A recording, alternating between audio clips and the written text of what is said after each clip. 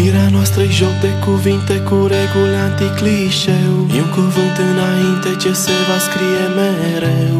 Fără de teamă în gândul meu, fără de teamă în gândul meu. Iubirea noastră-i plină de viață ca ceaiul negru din zori, schimbătoare ca luna când se ascunde în nori. Senină și caldă în culori, senină și calde culori. E soare din nou în sufletul meu, iar cerul e mai aproape de mine. Când mă ridic ușor pe vârfuri și te sărut, e soare din nou în sufletul meu, iar cerul e mai aproape de mine. Când mă ridici în brațe și timpul ne leagă neablând.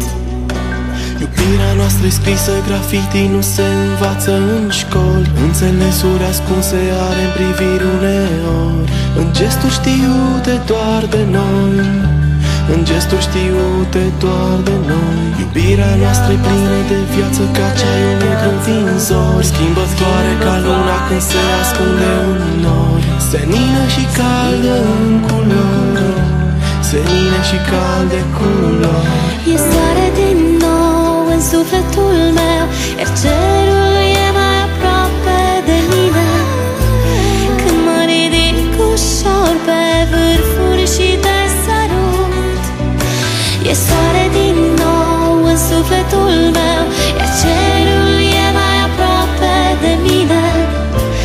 Când mă ridici în brațe și timpul ne leagă neablând. Na na na na na na, na na na na na na na. În fiecare clipă ești în gândul meu.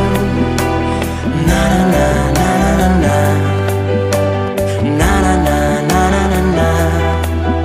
În fiecare clipă ești în gândul meu. E soare din nou în sufletul meu, iar cerul e mai aproape de mine.